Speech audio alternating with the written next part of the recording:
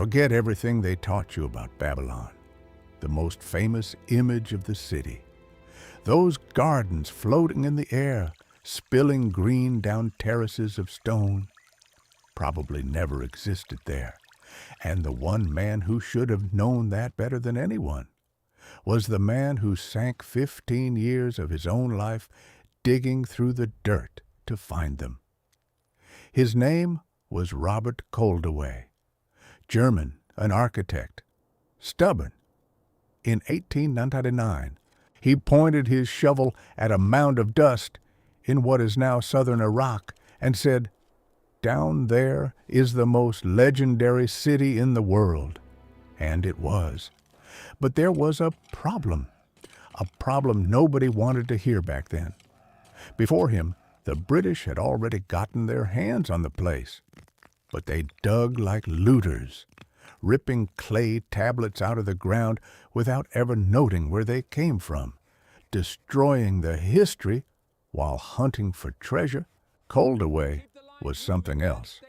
He dug in layers, recording every inch, with more than 200 workers laboring all year round. For 15 straight years, he was the first to look at Babylon with the eyes of a scientist, not a relic hunter. And that is exactly why what he didn't find weighs so much. Koldewey unearthed absurd things. He found the Ishtar Gate, sheathed in blue, with bulls and dragons in relief.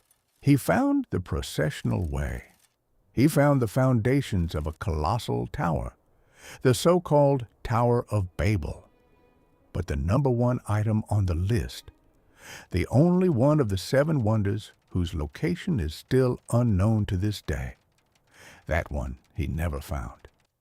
He pointed at some stone arches near a remarkably well-built well and murmured, "Maybe it's here, maybe."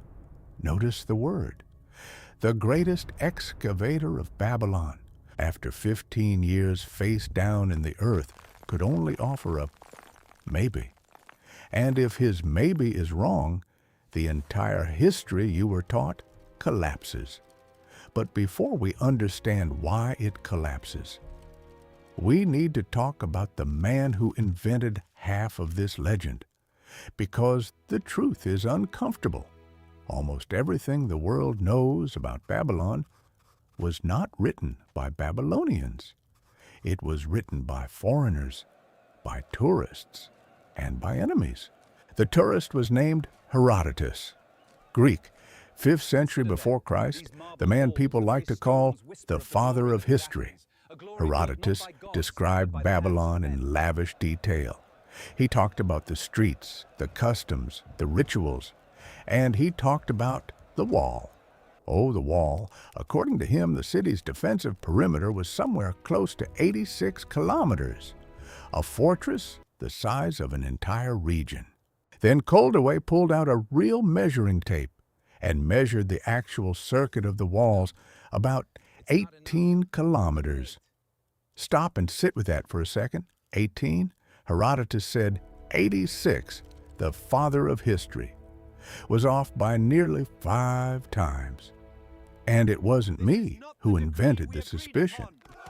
Even back in antiquity, there were those who called him not the father of history, but the father of lies.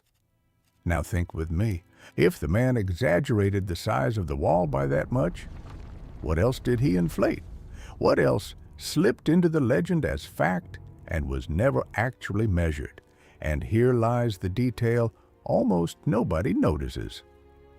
Herodotus described Babylon from top to bottom. The walls, the temples, the gods, the people, the markets. And he did not say one single word about the hanging gardens, the greatest wonder of the city, and the most famous tourist who ever set foot there. Simply did not see it. Why? The most obvious answer has bothered historians for centuries. Maybe there was nothing to see. The gardens only show up in texts written much later. Greeks and Romans of the Hellenistic period. people who never walked the city at its height. No Babylonian text, not a single clay tablet written by the Babylonians themselves, mentions these gardens, their greatest wonder, and they never bothered to record having built it. That's like discovering that Paris never wrote down that it raised the Eiffel Tower. Something doesn't add up. For a long time, this just sat there as a hole in history, a mystery with no solution, until one woman spent 18 years bent over cuneiform script and realized everyone had been looking in the wrong place. Her name is Stephanie Daly, Oxford, a archaeologist, and what she proposed is so bold that it still divides the experts. Stay with me, because what comes next reorganizes everything.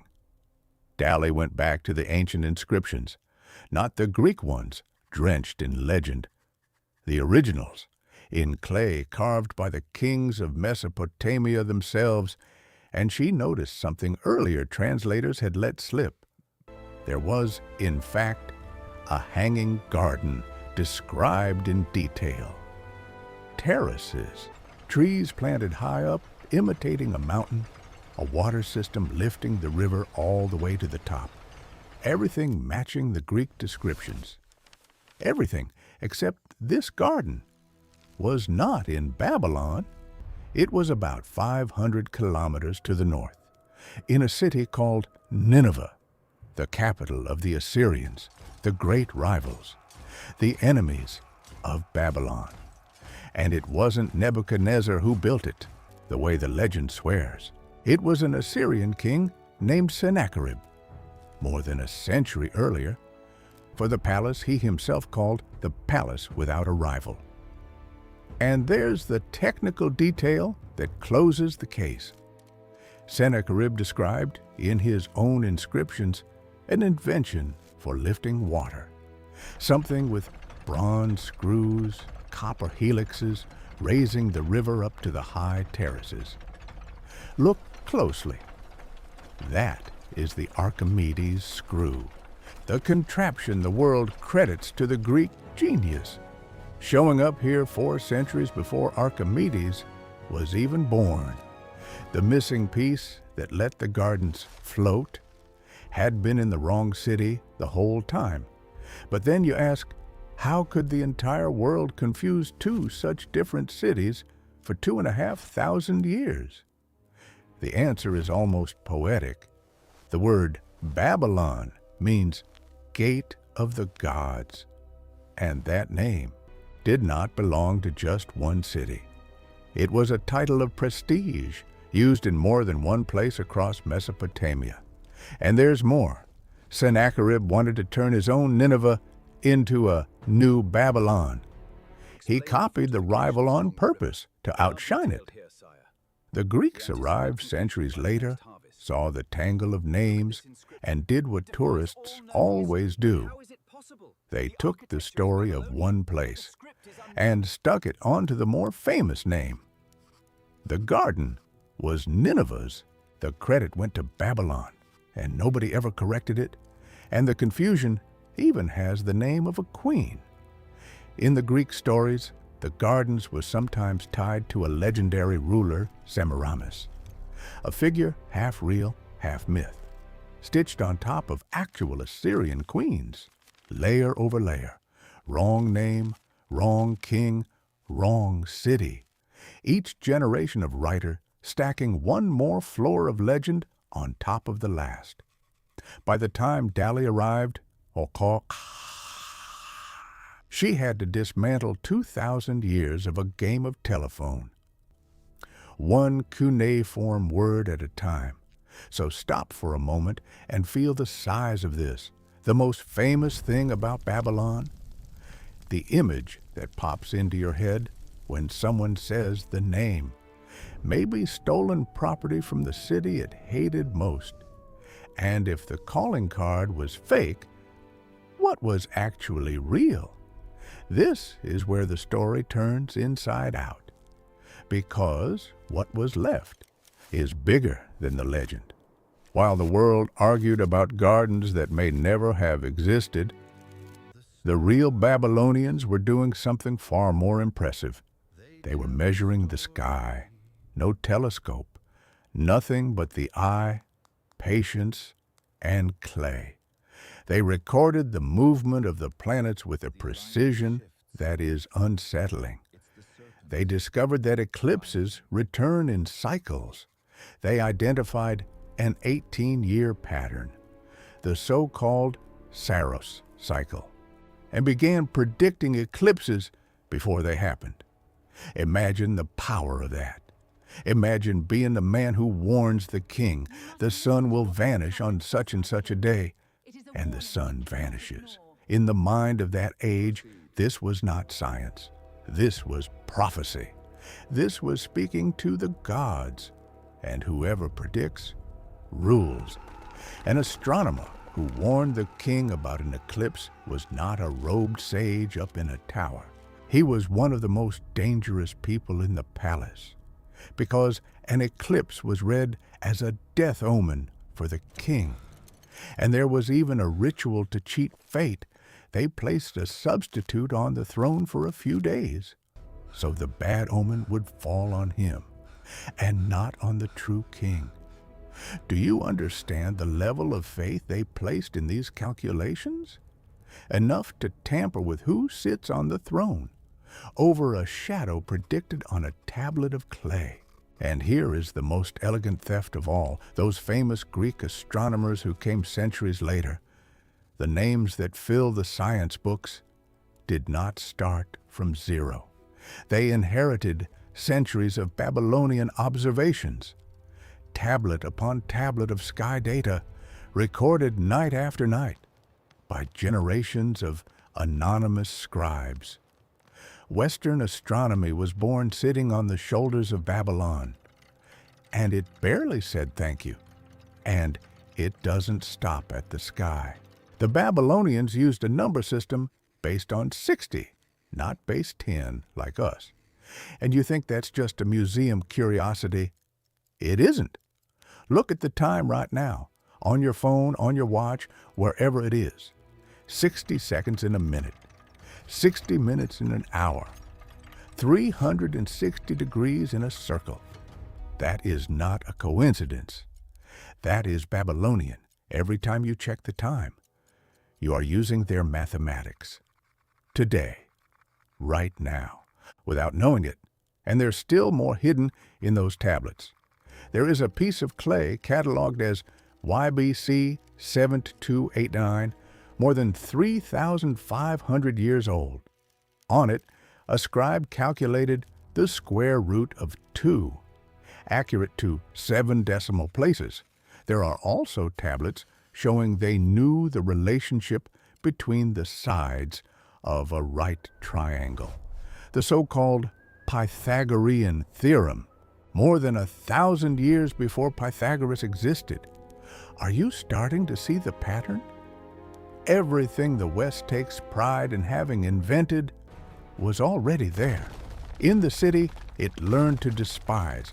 And this is exactly where the biggest revelation of this video assembles itself. Babylon did not die once, it died twice.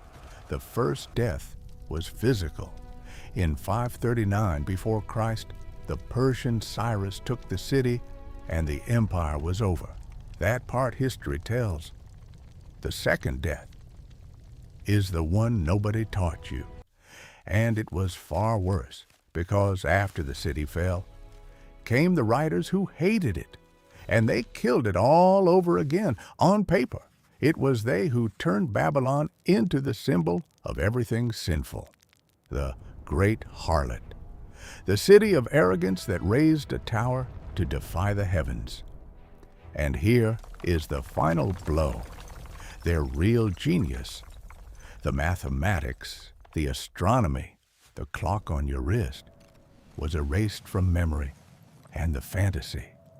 The stolen gardens, the cursed tower, the city of vice. That one became eternal. Reputation defeated the truth. and it won for 2,500 years. And it's right at this point, now that you can see the size of the injustice, that I need to ask you for something, because what we just dug up here is only one layer. There is a question still standing after all of this, a question about who exactly wrote this legend, and it bends the whole story even further, and that is what we're going to investigate next on this channel. Subscribe now, not as a favor, but because you're going to want to be here when that next door opens.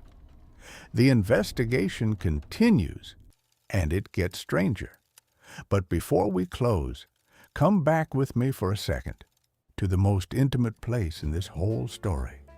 You, today, in your ordinary day, every time you glance at the clock and see 60 minutes, every time you check a horoscope, every time an app warns you about the next eclipse, you are touching Babylon with your fingertips. The city they taught us to call cursed is stitched into your daily routine, silent, invisible, but alive. And that hands us back a question that matters far beyond ancient stones. How many times in history has the legend buried the truth? How many civilizations were remembered for what their enemies wrote about them, and forgotten for what they actually did? Babylon is not just a dead city, it is a warning about who holds the pen when history gets written. Because the gardens, in the end, may have belonged to another city. The tower may have been only a temple, and the true wonder, the one nobody stole because nobody noticed its worth, was hidden in tiny marks pressed into clay. One last question remains, the one that opens the next door. If it was the enemies who wrote the legend of Babylon, then who were they? Who were the people dragged by force inside those walls? Who went home carrying a hatred that would become sacred scripture and would rewrite the memory of the city forever? The answer begins with a word you've heard your whole life and never once questioned. But that is the investigation for the next video.